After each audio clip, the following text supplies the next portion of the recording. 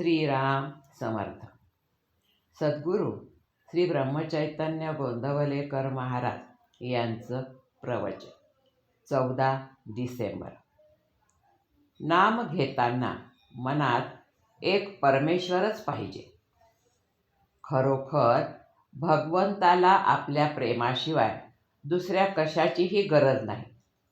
ते प्रेम आतून यायला पाहिजे. परंतु परमेश्वराबद्दल खरे प्रेमच उत्पन्न होत नाही असा आपला अनुभव आहे. परमेश्वराला प्रेमाने हाक मारताच येत नाही आपल्याला. मग ती त्याला ऐकू कशी जाणार? सहवासाने प्रेम वाढते. आगगाडीच्या 4 तासांच्या सहवासाने जर प्रेम उत्पन्न होते तर नामस्मरणाने प्रेम का उत्पन्न होणार नाही? देहाशी अनंत जन्माचा सहवास असतो, म्हणून देहावर प्रेम जडून देहबुद्धी येते. नामाचा सहवासही पुष्कळ म्हणजे सतत करावा, म्हणजे विषयावरची आणि देहाची आसक्ती कमी होऊन नामावर प्रेम जडते. बायको मुलांच्या प्रेमाकरता आपण केवढा त्याग करतो, मग परमेश्वराच्या शाश्वत सुखाकरिता क्षुद्र वासनांचा त्याग आपण का करू नये?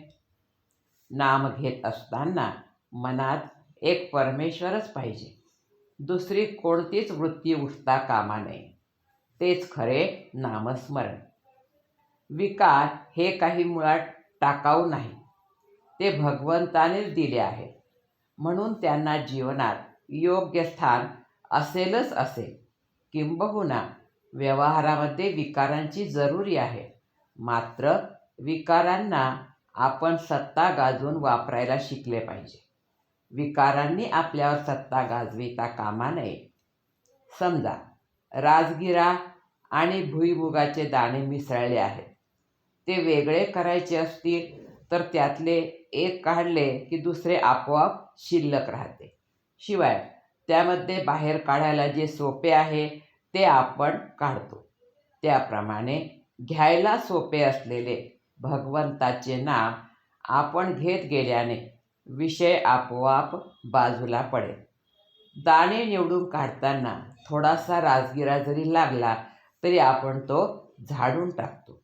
त्याप्रमाणे भगवंताच्या अनुसंधानामध्ये नको असला तरी थोडा विषय येणारच, पण तो हवेपणाने भोगला नाही तर तो आपल्याला बाधक होणार नाही.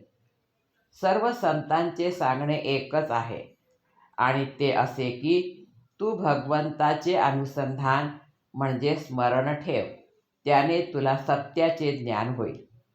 भगवंताचे अनुसंधान याचा अर्थ असा की बाकीच्या गोष्टींकडे दुर्लक्ष झाले तरी चालेल, पण परमात्म्याचे विस्मरण होता कामा नये.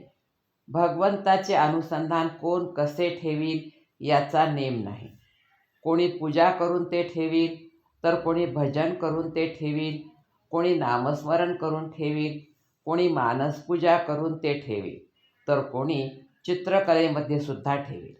भगवंताचे अनुसंधान हे आपले ध्येय ठेवावे आणि त्याला अनुसरून बाकीच्या गोष्टी आपण करूया. आजचे बोधवचन.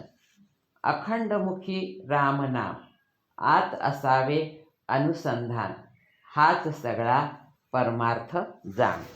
जानकी जीवन स्मरण. जय जय राम. श्रीराम समर्थ.